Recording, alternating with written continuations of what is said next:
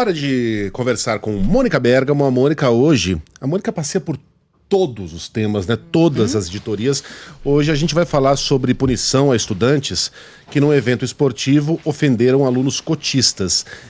Eu não sei de que evento a gente está falando, mas eu me lembro que um aconteceu na PUC, né? Envolvendo alunos da PUC. É esse, Mônica? Bom dia para você. Sim, eu acho que a gente tem o filme aí, não sei se tem como já passar, o Megali, para refrescar a memória das pessoas. Sim, se vocês puderem soltar, a gente tinha combinado. Você manda. Eu acho que isso vai ilustrar bem e vai facilitar. Vai.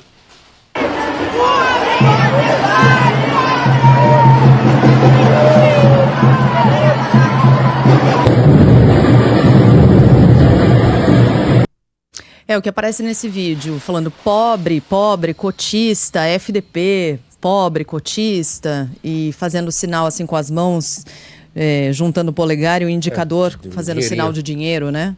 Isso.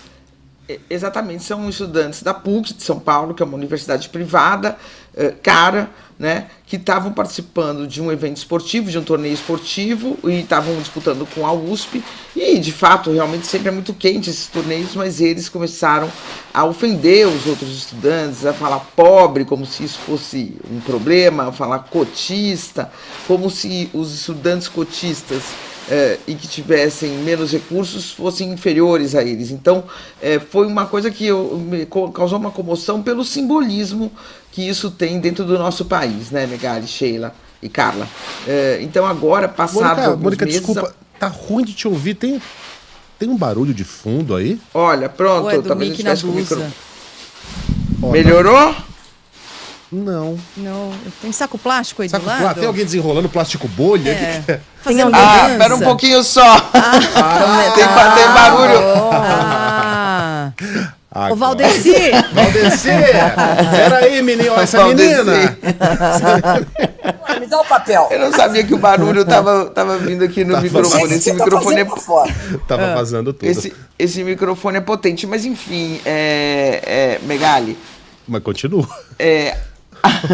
A PUC decidiu suspender, Megali, por 30 dias os 4 estudantes de direito que estavam gritando cotista e pobre a esses alunos da USP, né, num torneio esportivo em novembro do ano passado.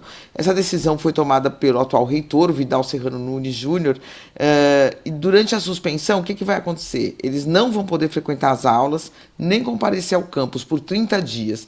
O início dessa punição vai ser em agosto, né, na volta às aulas do segundo semestre, e assim, além da suspensão, né, como condição para voltar às aulas, os alunos vão ter que participar de cursos sobre discriminação e direitos humanos por 1 ano.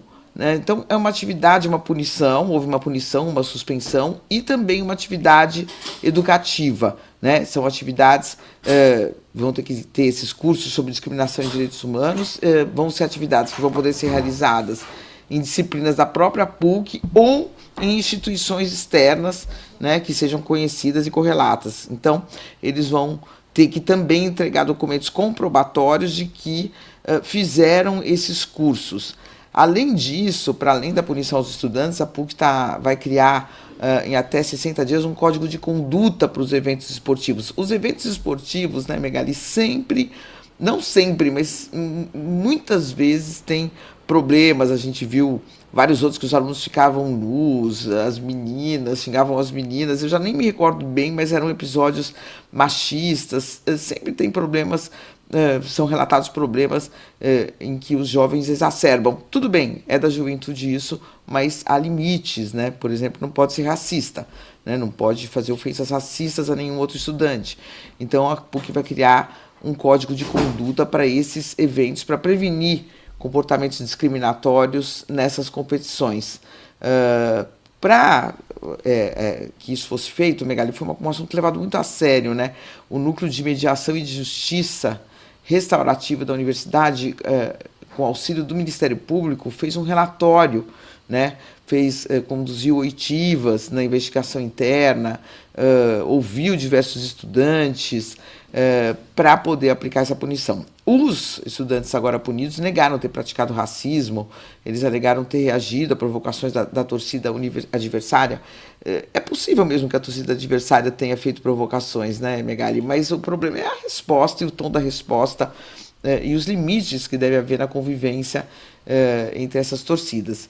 É isso, a PUC cita um compromisso histórico e institucional com a igualdade, com direitos humanos, com justiça social, e vai tentar prevenir novos episódios desse tom aí, Megali. O que vocês acham, gente? É parte de tradição isso, essas provocações? Porque se você for perguntar para muitos alunos, eles vão dizer que sim.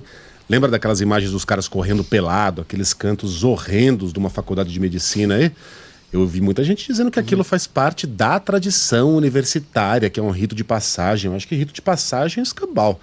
Se envolve crime de racismo, de injúria racial, se envolve, enfim, gente apontando o dedo para a galera mais desfavorecida e chamando de pobre, de cotista. Não me parece uma coisa saudável, um rito de passagem normal de uma era acadêmica. Ou será que tem isso numa disputa de remo entre Harvard e Cambridge?